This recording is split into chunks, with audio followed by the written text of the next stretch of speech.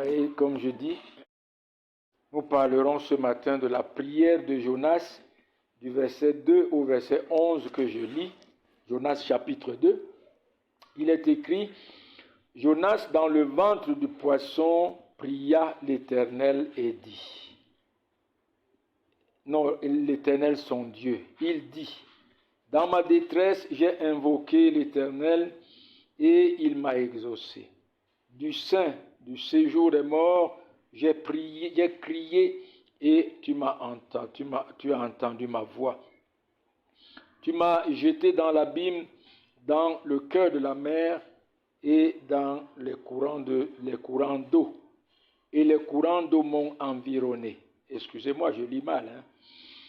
Toutes tes vagues et tous les flots ont passé sur moi. Je disais, je suis chassé loin de ton regard, mais je verrai encore ton saint temple. Les eaux m'ont couvert jusqu'à m'ôter la vie. L'abîme m'a enveloppé, les roseaux m'ont entouré la tête. Je suis descendu jusqu'aux racines des montagnes. Les barres de la terre m'enfermaient pour toujours, mais tu m'as fait remonter vivant de la fosse.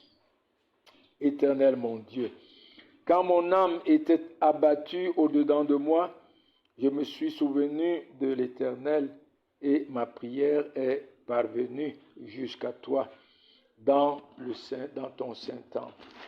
Ceux qui s'attachent à de vaines idoles éloignent d'eux-mêmes la miséricorde. Pour moi, je t'offrirai des sacrifices avec des cris d'action de grâce. J'accomplirai les vœux que j'ai faits. Le salut vient de l'Éternel.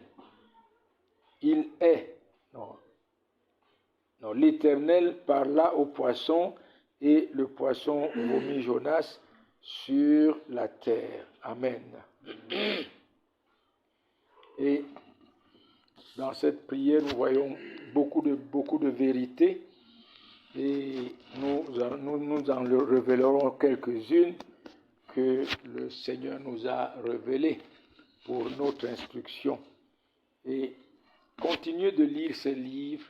Voyez, nous ne pouvons pas épuiser tout ce qui est là dans ces paroles, mais par notre lecture, par notre étude personnelle à la maison, le Seigneur va encore nous ouvrir largement la connaissance de ce que nous avons vu ici, ou bien de ce dont nous aurons parlé ici.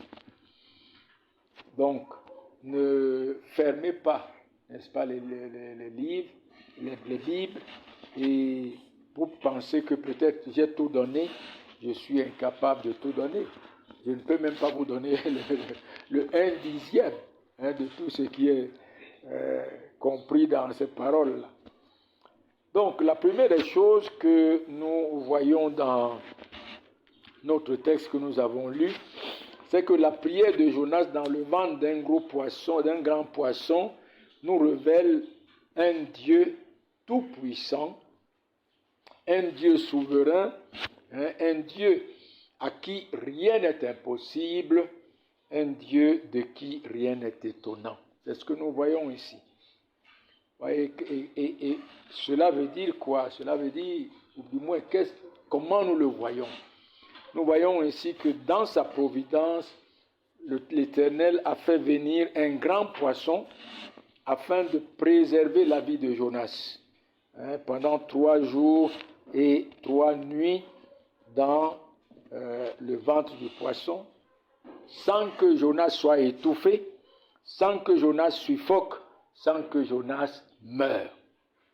Vous voyez, c'est là que nous voyons la toute-puissance, la souveraineté de Dieu. C'est là que nous voyons comment rien n'est impossible à Dieu. Pendant 3 jours et 3 nuits, dans le ventre d'un poisson, tu n'es pas étouffé, tu n'es pas suffoqué, tu ne meurs pas. Seule la toute-puissance de Dieu, seule la souveraineté de Dieu peut accomplir ces grandes choses, ces grands miracles. Ces grands miracles. Voyez, c'est comme le Seigneur et Sauveur Jésus-Christ, 3 jours et 3 nuits dans le sein de la terre, mais ressuscité le 3e jour pour sauver son peuple de ses péchés. Et nous voyons ici que notre Dieu tient toutes choses entre ses mains. C'est lui qui décide de la vie de ses créatures, de celui qui doit vivre et de celui qui doit mourir. Vous ne mourrez pas, quelles que soient les situations atroces dans lesquelles vous vous trouvez, vous ne mourrez pas si le Seigneur ne l'a pas décidé. Voyez, c'est pourquoi nous voyons même des hommes, après un accident de voiture, cassés, brisés partout. Mais en fin de compte, nous voyons ces hommes se relever. Pourquoi? Parce que sous les roues de cette voiture, le Seigneur a préservé leur vie. Il a préservé leur vie.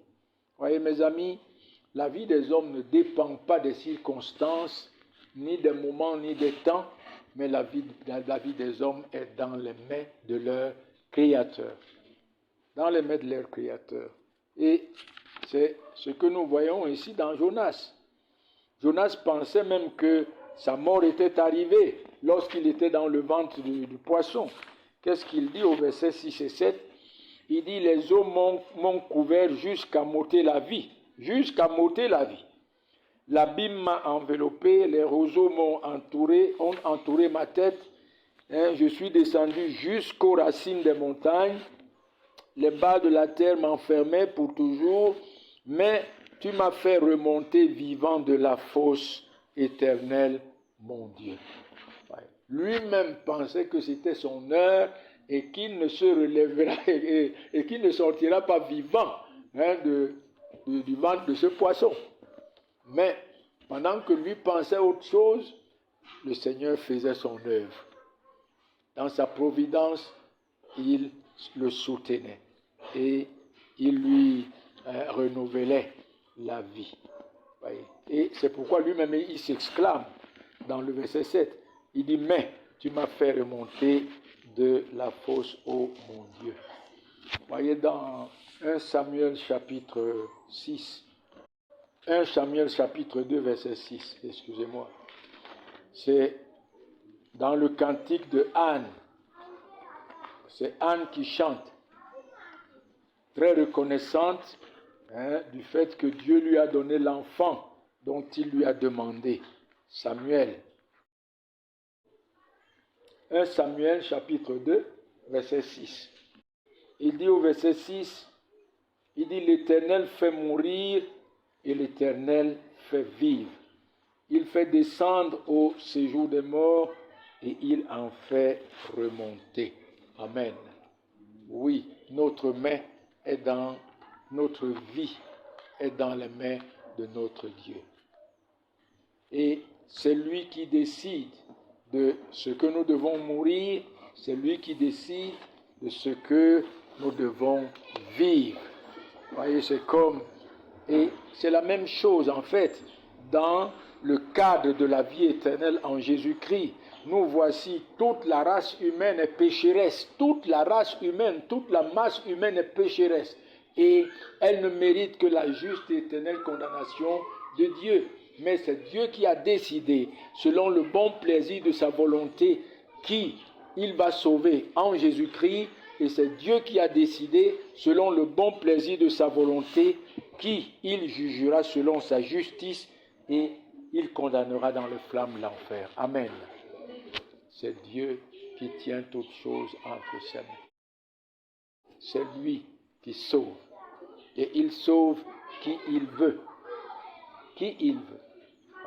Qui il veut. Et l'Éternel nous fera passer sous les roues de son char à cause de notre péché. N'est-ce pas, comme il a fait passer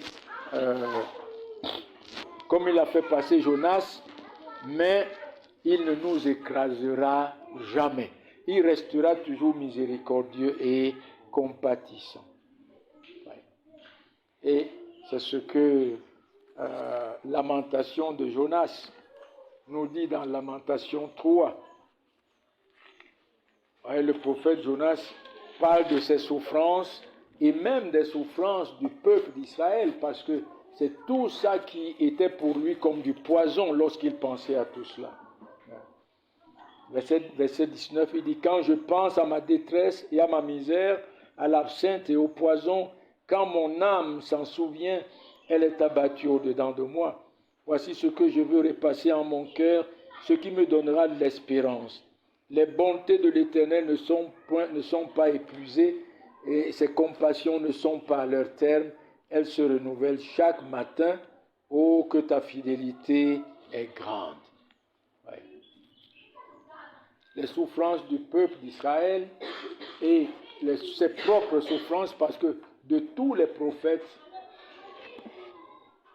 Jérémie a souffert entre les mains du peuple. Il a souffert entre les mains du peuple. Voyez, semblable à notre Seigneur et Sauveur Jésus-Christ, sinon typique, symbolique de notre Seigneur et Sauveur Jésus-Christ, hein, le prophète des prophètes. Et il dit à partir du verset 25, « L'Éternel a de la bonté pour qui espère en lui, pour l'âme qui le cherche. Il est bon d'attendre en silence le secours de l'Éternel. Il est bon pour l'homme de porter le joug dans sa jeunesse. Il se tiendra solitaire et silencieux parce que l'Éternel le lui impose. Il mettra sa bouche dans la poussière. Hein, l'Éternel mettra notre bouche dans la poussière, mais sans perdre espérance. Il présentera la joie à celui qui le frappe et il se rassasiera d'opprobre, car le Seigneur ne rejette pas à toujours, mais lorsqu'il afflige, il a compassion selon sa grande miséricorde. Car ce n'est pas volontiers qu'il humilie et qu'il afflige les enfants des hommes. Voyez, c'est à cause de leur péché. À cause de leur péché. Mais il va nous humilier à cause de notre péché. Il va nous châtier à cause de notre péché. Il va nous passer sous la roue, hein, sous les roues de son jugement, mais sans nous rejeter à toujours. Ses compassions restent et ses bontés demeurent. Amen. Et c'est ce que nous voyons ici. La première des choses que nous voyons dans ce miracle de Jonas. Le Seigneur était en train de le juger, mais au beau milieu du jugement de Dieu, Dieu se souvenait de Jonas dans sa compassion. Dieu se souvenait de Jonas dans sa grande miséricorde. Et il lui a préservé la vie. Et voyez, notre vie, comme je disais, est dans les mains de notre Seigneur et Sauveur Jésus-Christ. Et c'est pour cela que nous pouvons nous réjouir, parce que lui-même dit, de ceux qu'il a rachetés, il dit, je connais mes brebis entendent ma voix, elles me suivent, et je leur donne la vie éternelle. Hein? Non, hein? Et elles ne périront jamais. Et nul ne peut les ravir de ma main. Oui, le diable est là, il rôde. La chair est là, elle nous trouble. Le monde est là, il nous rembête même à travers tout ce que nous voyons. Mais notre âme est dans les mains de notre Seigneur et Sauveur Jésus-Christ. Jésus-Christ. Nul ne peut nous arracher de sa main. Une deuxième chose que nous voyons, sinon en petit b, n'est-ce pas, dans ce grand 1, c'est que dans sa providence, l'Éternel a donné à Jonas la grâce de se souvenir de sa grande miséricorde. Vous voyez, dans le verset 8, il est écrit, « Quand mon âme était abattue au-dedans de moi, je me suis souvenu de l'Éternel et ma prière est parvenue jusqu'à toi dans ton saint temple. » Quand son âme était abattue, quand cet homme était dans le ventre du poisson, où il n'espérait plus vivre, hein, le Seigneur lui a donné la grâce de se souvenir de lui dans sa grande miséricorde. Et nous voyons ici cette vérité que le Seigneur, notre Dieu, selon son alliance éternelle en Jésus-Christ, donnera toujours, suscitera toujours dans le cœur de ceux qu'il a aimés en Jésus-Christ, dans le cœur de ceux qu'il a rachetés en Jésus-Christ, un esprit de grâce et de supplication afin de les ramener de leurs péchés, de leur rébellion, ou afin, n'est-ce pas, de les amener du royaume des ténèbres à son admirable au royaume de lumière de son Fils Jésus-Christ. Vous voyez, c'est pour cela que la Bible dit, cette fois le juste tombe et cette fois il se relève. Il se relève parce que Dieu n'abandonnera jamais ceux qu'il a aimés et rachetés en Jésus-Christ. Voici Jonas, il allait de son côté, loin de la face de l'Éternel. Il ne voulait plus rien entendre de l'Éternel. Mais l'Éternel va le ramener. Et comment l'Éternel le ramène? Non seulement par sa providence, en le faisant avaler par un grand poisson, mais en suscitant dans son cœur un esprit de supplication, un esprit de grâce, afin que Jonas se souvienne de la grande miséricorde de Dieu. Voyez mes amis, c'est ça la vérité. Lorsque vous avez péché, lorsque je pêche, c'est cet esprit de Dieu qui me saisit, c'est cet esprit de Dieu qui vous saisit, c'est cet esprit de Dieu qui saisit tous les élus de Dieu et les amène au pied de Dieu où se trouve la miséricorde et le pardon. Et de même, lorsque nous prêchons l'évangile aux élus de Dieu qui sont encore dans les ténèbres, c'est ce même esprit de supplication et de grâce que Dieu suscite dans leur cœur afin qu'ils viennent à Christ dans la repentance et dans la foi en Jésus-Christ. Dieu suscitera toujours son esprit de grâce et de supplication dans les cœurs des siens pour les ramener à lui. Lisons-le dans Zacharie. Zacharie chapitre 12. Et ici, Zacharie est en train de prophétiser le fait que le peuple allait haïr Christ lorsque Christ reviendrait. Lorsque Christ viendrait, que le peuple allait le haïr et que le peuple allait le tuer par jalousie, par haine, sans cause, mais que Dieu allait, n'est-ce pas, répandre sur les siens, pas sur tous, mais sur les siens, sur ceux-là qu'il avait donnés à Christ depuis avant la fondation du monde. Dieu allait répandre dans leur cœur un esprit de supplication, un esprit de grâce, afin qu'ils reviennent à Christ dans la repentance et dans la foi. Verset 10, Zacharie chapitre 12, il dit « Alors je répandrai sur la maison de David et sur les habitants de Jérusalem un esprit de grâce et de supplication, et ils tourneront leur regard vers celui qu'ils ont percé. » Amen.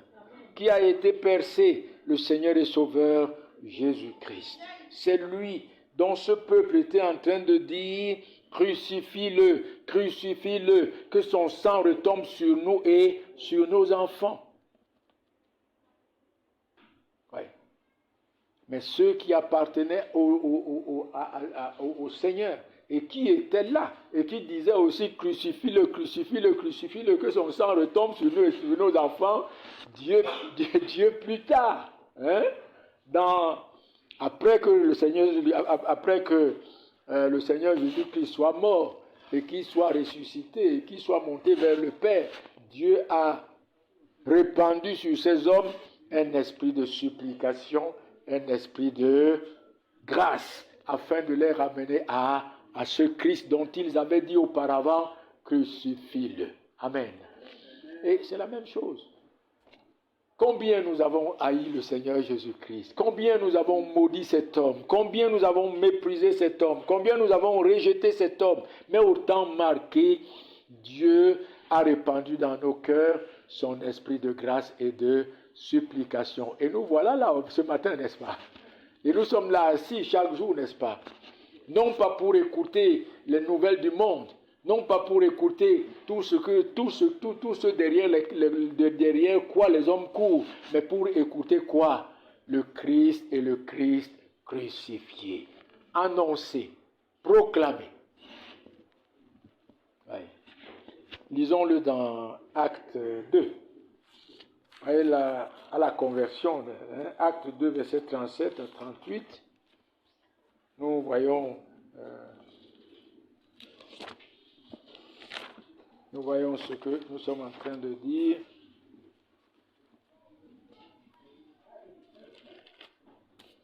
Acte 2, verset 37 et 38.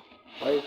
Il dit, après avoir entendu ce discours, le discours de Pierre, la prédication de Pierre, ils eurent le cœur vivement touché et ils dirent à Pierre et aux autres apôtres, hommes, frères, que ferons-nous?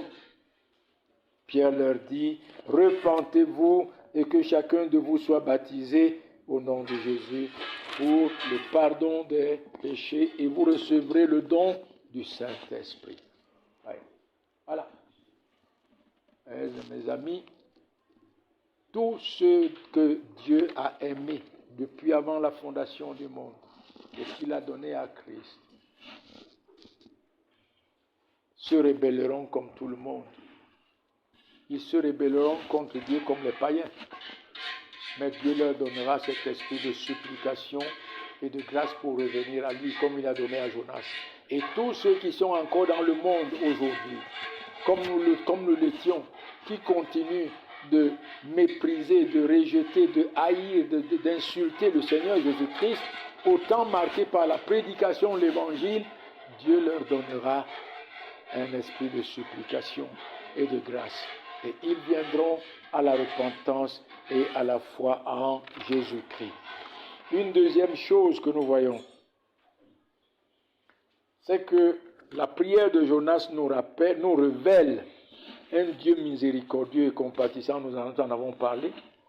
Lent à la colère, riche en bonté, un Dieu qui ne conteste pas à toujours, un Dieu qui ne garde pas à toujours sa colère. Dans le verset 3, il dit, « Dans ma détresse, j'ai invoqué l'Éternel et il m'a exaucé. Du sein du séjour des morts, j'ai crié et tu as entendu ma voix. » Et dans le verset 7 et 8, il dit, « Je suis descendu jusqu'aux racines des montagnes, les barres de la terre m'enfermaient pour toujours. Mais tu m'as fait remonter vivant de la fosse, ô Éternel. Quand mon âme était abattue au-dedans de moi, je me suis souvenu de l'Éternel et ma prière est parvenue jusqu'à toi dans ton saint temple. » Nous voyons là un Dieu miséricordieux et compatissant, qui ne conteste pas à toujours, qui ne garde pas à toujours sa colère. Voyez mes amis, si Dieu gardait sa colère, si Dieu n'était pas compatissant, miséricordieux, si Dieu contestait à toujours, il n'écouterait jamais la prière de personne, même de ses propres enfants. Mais parce qu'il est miséricordieux et compatissant. Là, la colère est riche en bonté. Voici son fils qui est en train de crier à lui. Un fils rebelle qui est en train de crier à lui. Celui qui a dit qu'il faut qu'il aille loin de l'Éternel, là où l'Éternel ne pourra plus jamais le retrouver. Le voici dans le ventre d'un grand poisson qui est en train de crier, mais non seulement il est en train de crier, mais il constate et il confesse combien Dieu est miséricordieux, compatissant envers lui. Ouais. Il a crié dans sa détresse, l'Éternel a exaucé. L'Éternel a entendu sa voix. Hein? L'Éternel l'a fait remonter vivant de la fosse. Et l'Éternel s'est souvenu de lui dans sa grande miséricorde.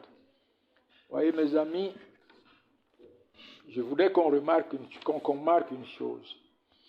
Voyez, c'est parce que l'Éternel est miséricordieux et compatissant qu'il nous donne l'assurance lorsque nous l'invoquons.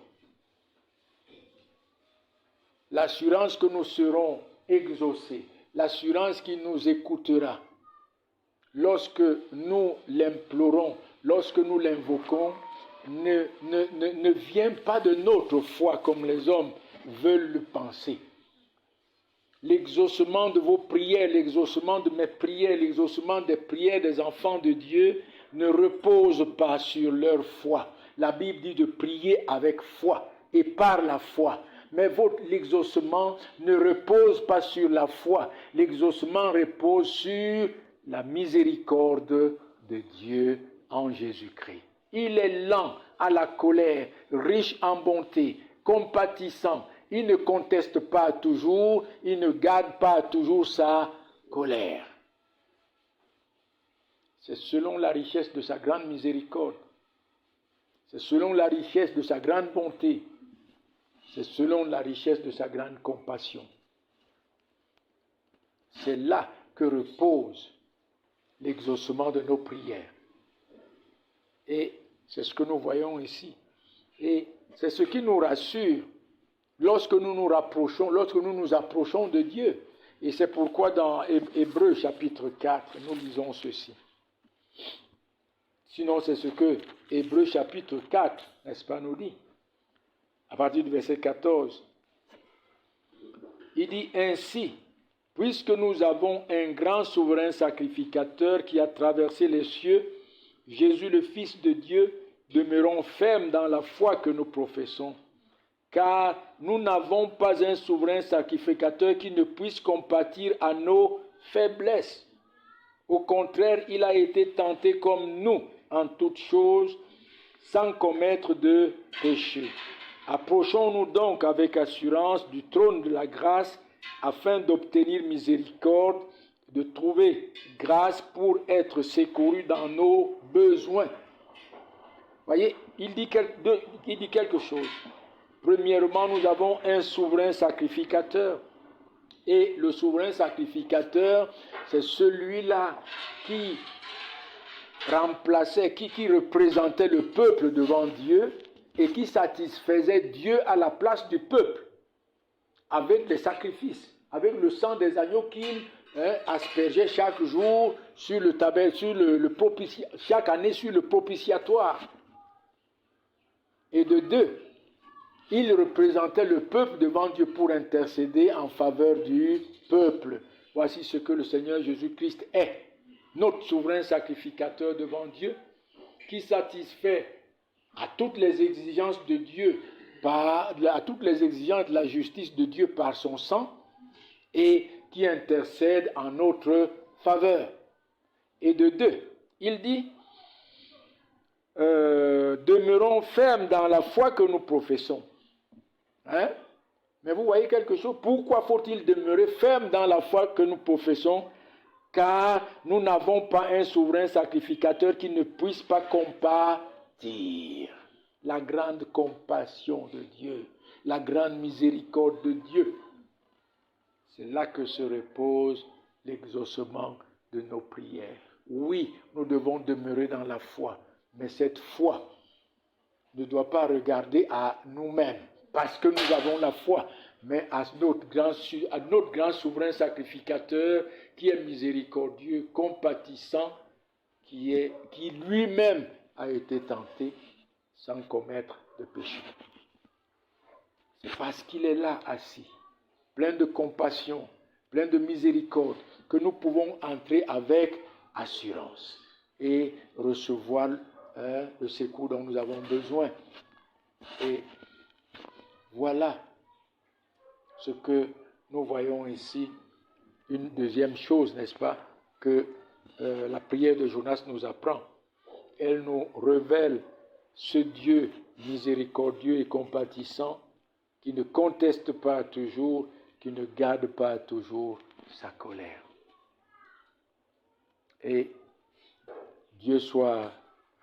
grâce soit rendue à Dieu, parce que nous avons ce grand sacrificateur, ce grand souverain sacrificateur.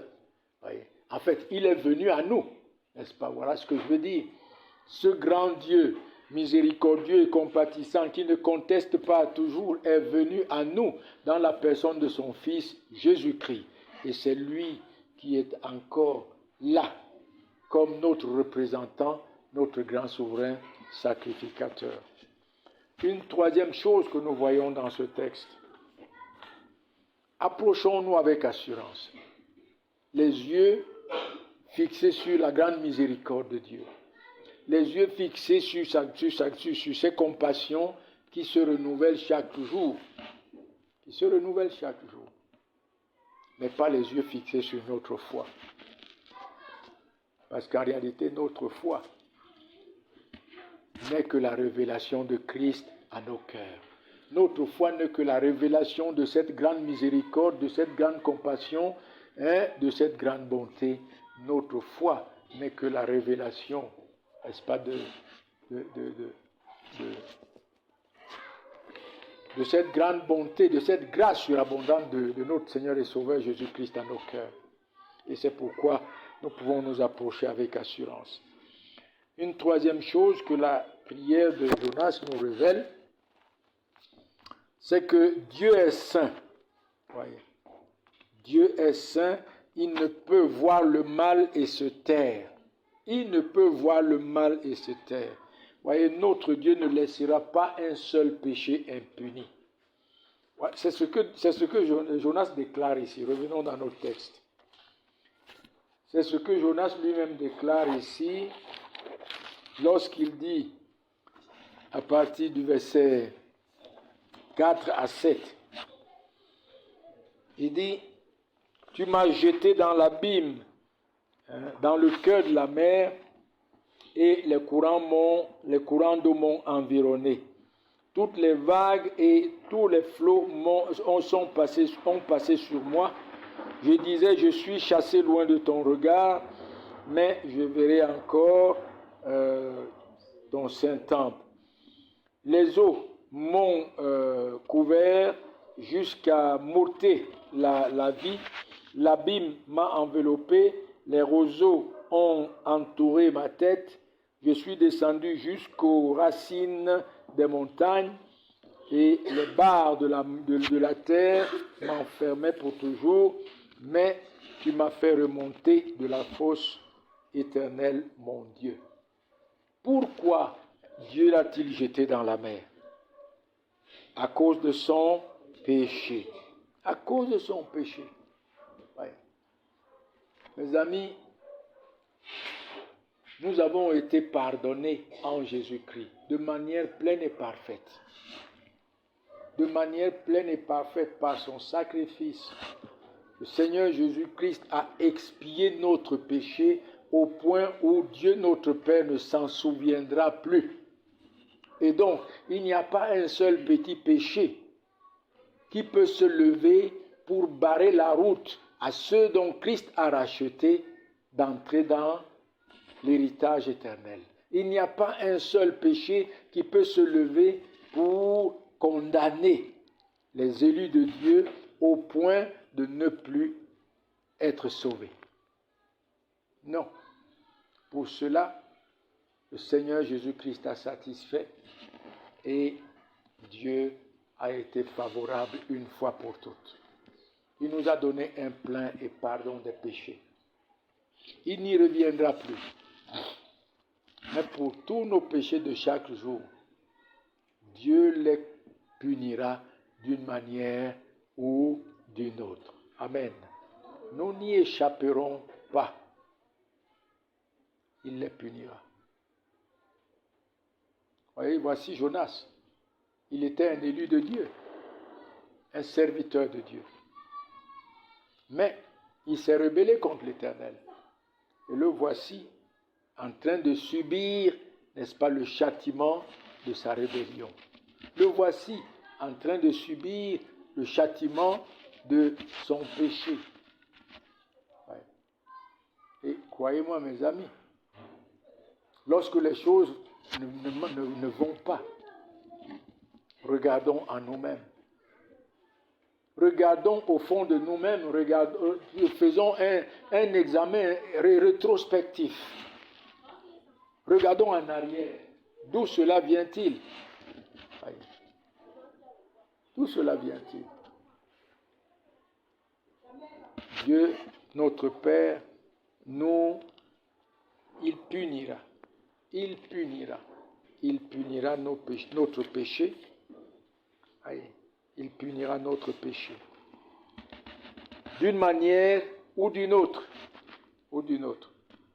Et donc, c'est ce que Jonas exprime ici dans sa prière. Et comme David, Jonas est en train simplement de dire que Dieu est juste dans sa sentence et sans reproche dans son jugement. Dieu est saint. Et il dit, vous serez saints parce que je suis saint. Soyez saints parce que je suis saint. Et que Dieu nous donne cette grâce, n'est-ce pas, de grandir dans vraiment dans une vie de sainteté, lui restant agréable à tout instant et à tout moment. Une quatrième chose, c'est que la prière de Jonas nous apprend que la grâce et la miséricorde de Dieu se trouvent uniquement en Dieu et auprès de son Fils Jésus-Christ. Ouais. Verset 9. Il dit, ceux qui s'attachent à de vaines idoles éloignent d'eux-mêmes. Non, éloignent de la miséricorde. Ils éloignent de la miséricorde. Oui. Et Jonas nous apprend ici dans sa prière que le salut du pécheur ne dépend pas de ce que le pécheur peut faire. Le salut du pécheur ne dépend pas de ce que le pécheur peut donner. Le salut du pécheur ne dépend pas je le dis souvent ici, de sa piété, de ses jeûnes et de ses prières. Parce que toutes ces choses, à force d'y mettre notre espoir, deviennent des idoles, de véritables idoles dans nos cœurs. Une idole, en fait, c'est quoi? C'est une idée fausse. Une idée fausse. Une idole, c'est cette idée fausse que nous avons de Dieu et nous fabriquons notre propre Dieu. Une idole, c'est cette idée fausse que nous avons de notre salut et nous pensons que notre salut découle de nos œuvres, de nos efforts, de notre jeûne, de nos prières. Une idée fausse. Une idole, c'est de penser que notre salut découle de notre décision ou bien de notre libre arbitre, comme on enseigne ailleurs. C'est ça l'idole. Oui. Et Jonas nous apprend, il dit, ceux qui s'attachent à de vaines idoles, vous vous attachez à vos œuvres, vous êtes attachés à une vaine idole. Vous vous attachez à votre décision, à votre libre arbitre, vous êtes attachés à une vaine décision. Heureusement que nous n'en parlons pas ici. Nous ne connaissons même pas de quoi il s'agit. Parce que ça n'existe pas, l'homme étant mort. Comment un cadavre peut-il se lever pour décider? Comment un cadavre peut-il se lever pour faire un libre choix? Vous fixez vos regards sur vos jeûnes, vos prières. Alors, vous vous reposez sur une idole qui ne vous sauvera absolument pas. La Bible dit que toutes ces choses sont bonnes en elles, mais elles sont sans vie. Revenons dans Colossiens chapitre 2. Vous voyez, pour Colossiens chapitre 2, il dit, à partir du verset 18, vous voyez, ces activités auxquelles beaucoup s'adonnent et ils pensent que c'est ce qui va les sauver. Colossiens chapitre 2, à partir du verset 18, il dit que personne, sous une apparence d'humilité et par un culte des anges, ne vous ravisse à son gré le prix de la course, tandis qu'il s'abandonne à ses visions. Il est enflé d'un vain orgueil par ses pensées charnelles, sans s'attacher au chef, dont tout le corps assisté et solidement assemblé par les jointures et les liens tire l'accroissement que Dieu donne. Si vous êtes mort avec Christ au principe élémentaire du monde, pourquoi, comme si vous viviez dans le monde, vous impose-t-on ces préceptes? Ne prends pas, ne goûte pas, ne touche pas, préceptes qui tous deviennent pernicieux par l'abus, ça veut dire dangereux, et qui ne sont fondés que sur les ordonnances et des doctrines des hommes. Ils ont en vérité une apparence de sagesse, en ce qu'ils indiquent un culte volontaire de l'humilité et du mépris du corps, mais cela est sans valeur réelle et ne sert qu'à satisfaire la chair. Amen. Voilà. Oh, il y a beaucoup qui me disent, je suis un homme de prière, un homme de jeûne, je jeûne. Et vous voyez, en vous disant cela, il va vous dire, c'est pour vous dire quoi? Pasteur, non, je suis rassuré parce que je jeûne beaucoup. Je suis rassuré parce que je prie beaucoup. Je suis rassuré parce que. Mais vous voyez, ça n'a aucune valeur réelle. Ça sert qu'à satisfaire la chair. Et pourquoi? Parce que le salut est fondé sur le Seigneur Jésus-Christ et son œuvre accomplie sur la croix, qui seul satisfait la justice de Dieu. Amen. Et c'est pourquoi il dit, ceux qui s'attachent aux idoles éloignent d'eux la miséricorde de Dieu. La miséricorde de Dieu, elle est en Jésus-Christ. Elle a été répandue par sa mort sur la croix. C'est là qu'est la source de miséricorde. C'est là qu'est la miséricorde. Parce que, en réalité, lorsque nous parlons de miséricorde, nous parlons de Christ lui-même. Il est la miséricorde de Dieu personnifiée. Et une autre chose que nous voyons, c'est que la prière de Jonas nous révèle